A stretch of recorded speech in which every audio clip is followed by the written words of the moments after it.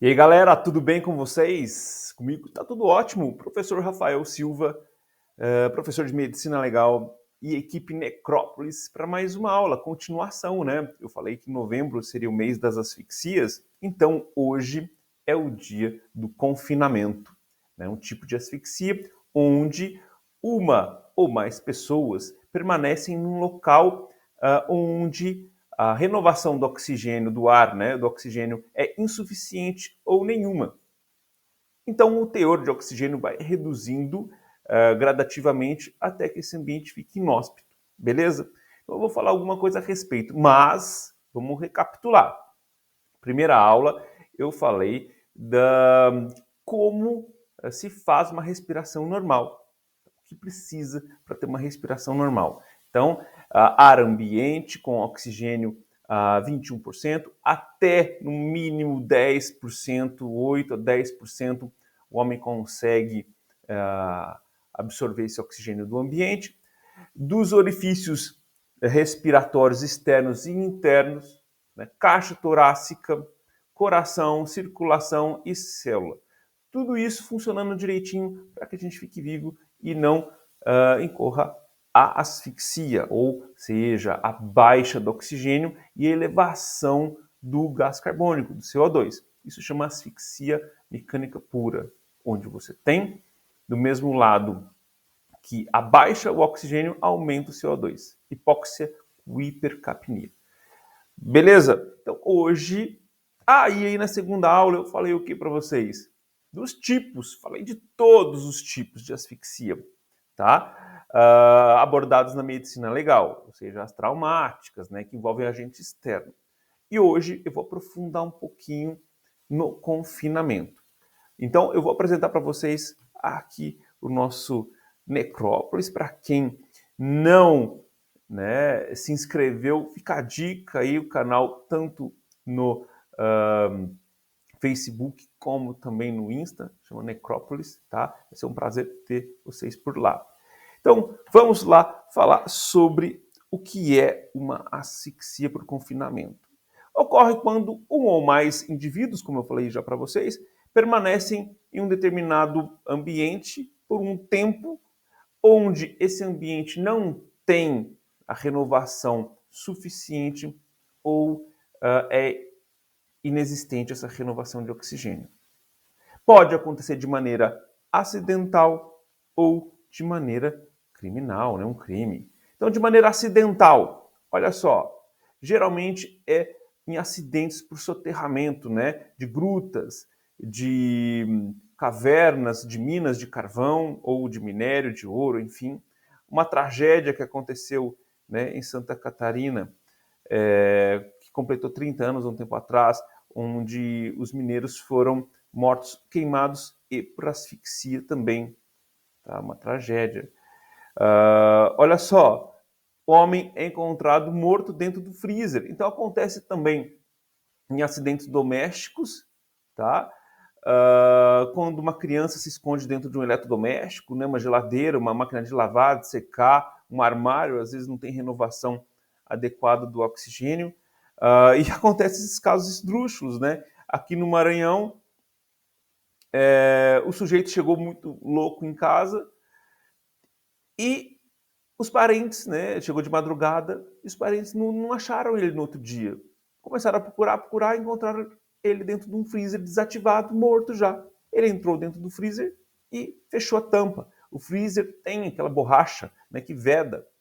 Então ele foi encontrado. Olha esse outro caso aqui.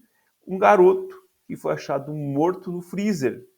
Olha o que aconteceu. Estava muito quente na Bahia. Esse caso foi na Bahia.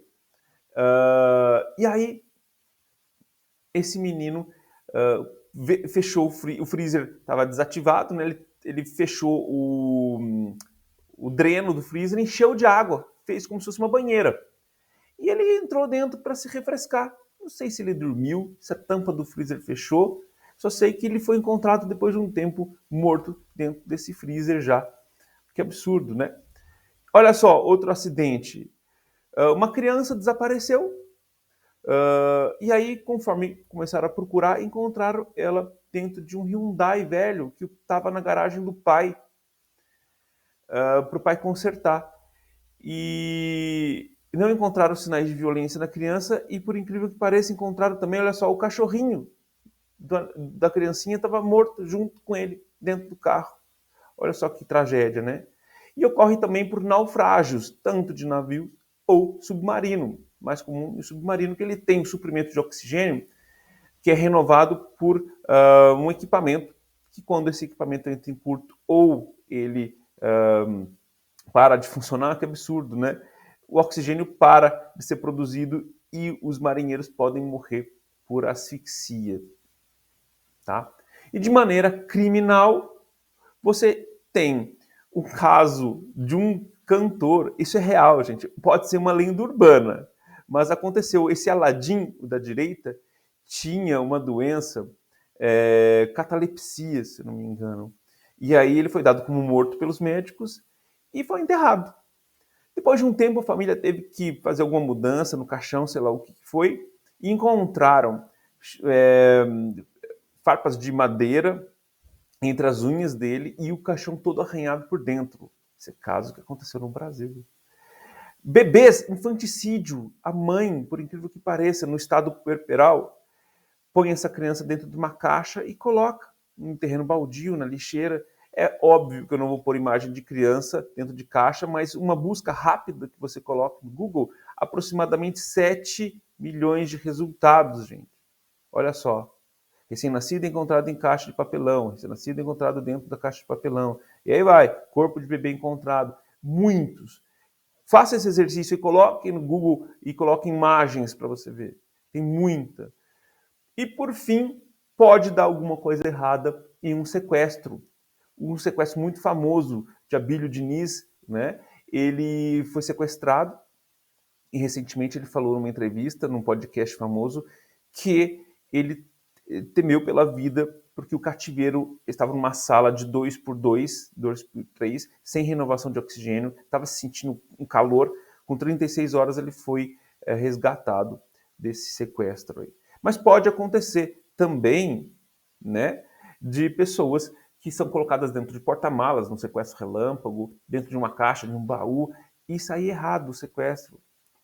Pode dar errado, porque a pessoa fica nervosa. Olha só o mecanismo do confinamento. A pessoa fica muito nervosa, aumenta o fluxo da respiração, os ciclos respiratórios, consome mais oxigênio e a renovação é insuficiente e pode levar ao evento fatal, né? Vamos lá agora para finalizar. O confinamento, os sinais de confinamento mais comuns, né, são sinais de asfixia em geral. Então não existe uma informação que fala, nossa, é certeza que foi o confinamento, a pessoa morreu. Então eu vou somar os sinais de asfixia em geral, mais os dados da perícia e do exame externo de lesões. Então, cianose, né, a mucosa, né, da boca, falanges distais, né, ficam arroxeadas. Petequias em volta do olho ou também viscerais é comumente encontrado. Os livores, as marcas das hipóstases, né, são arroxeadas, abundantes e muito extensas. Né? O sangue tem maior fluidez e de coloração escurecida. O coração fica repleto de sangue nas suas cavidades, ele para em diástole, né? E a congestão polivisceral. Então, são sinais de asfixia em geral, qualquer asfixia, né? E também pode acontecer num caso de um choque elétrico, de uma intoxicação. Então é muito importante você juntar as informações da perícia, do histórico policial e dos achados para poder finalizar um laudo como asfixia por confinamento. Gente, finalizei e eu tenho uma notícia para vocês. Eu estou com uma nova assistente de aula. Eu confeccionei ela hoje para me ajudar nas aulas seguintes. Vou apresentar para vocês, né, um mecanismo de respiração, né, um tórax, o pulmão, o diafragma. Então, aqui eu tenho minha assistente de palco aqui, né, onde ela respira, enche o pulmão, né, esvazia. Depois a gente faz para uma enquete para pôr um nome na minha assistente de palco aqui, tá bom? Pessoal, espero que vocês tenham gostado.